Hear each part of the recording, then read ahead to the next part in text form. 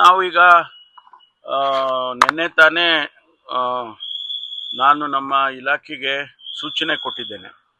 ಒಂದು ಡ್ರೈವ್ ಮಾಡಬೇಕು ಅಂತ ಇಡೀ ಸ್ಟೇಟಲ್ಲಿ ಬಾಂಗ್ಲಾದೇಶಿಗರಾಗಲಿ ವಿದೇಶಿಯರಾಗಲಿ ಯಾರು ಅನಧಿಕೃತವಾಗಿ ಇದ್ದಾರೆ ಅವರನ್ನ ಹುಡುಕಬೇಕು ಅಂತ ಹೇಳಿ ಒಂದು ಆಂದೋಲನದ ರೀತಿಯಲ್ಲಿ ಒಂದು ಡ್ರೈವ್ ಮಾಡಬೇಕು ಅಂತ ಹೇಳಿ ಡೈರೆಕ್ಷನ್ಸ್ ಕೊಟ್ಟಿದ್ದೇನೆ. ಅದೇ ರೀತಿ ಡ್ರಗ್ಸ್ ಫ್ಯಾಕ್ಟ್ರಿಗಳು ಎಲ್ಲಿರ್ತವೆ, ಆಮೇಲೆ ಪ್ರತಿಯೊಂದು ನಗರ ವ್ಯಾಪ್ತಿಯಲ್ಲಿ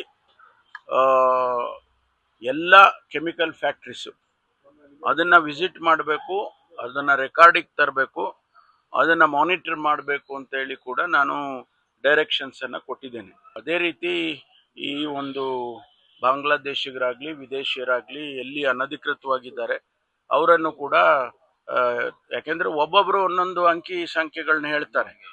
ಕೆಲವರು ಹೇಳ್ತಾರೆ 20 ಲಕ್ಷ ಇದೆ ಅಂತ ಹೇಳ್ತಾರೆ. ಈಗ ನಮ್ಮ ರೆಕಾರ್ಡ್ಸಿಗೆ ಈಗಾಗಲೇ ನಾನು ಸದನದಲ್ಲೂ ಕೂಡ ಉತ್ತರ ಕೊಟ್ಟಿದ್ದೇನೆ. ಸುಮಾರು 370 ಜನರಿಗೆ ಡಿಪೋರ್ಟ್ ಮಾಡಿದ್ದೇವೆ ಹಾಗೆ ಅಂತೇಳಿ ಎಲ್ಲ ಡೀಟೇಲ್ಸ್ ಎಲ್ಲ ಹೇಳಿದ್ದೇನೆ. ಅವರು ಎಷ್ಟೇ ಜನ ಇರಲಿ ಬಾಂಗ್ಲಾದೇಶಿಗರು ಅನಧಿಕೃತವಾಗಿ ಇದ್ದಾರೆ ಅನ್ನೋದನ್ನು ಕಂಡುಹಿಡಿಬೇಕು. ಅವರನ್ನು ಡಿಪೋರ್ಟ್ ಮಾಡೋದಕ್ಕೆ ಏನು ಕ್ರಮ ತಗೋಬೇಕು ಅದನ್ನು ತಗೊಳ್ಬೇಕು ಅಂತ ಹೇಳಿದ್ದೇವೆ.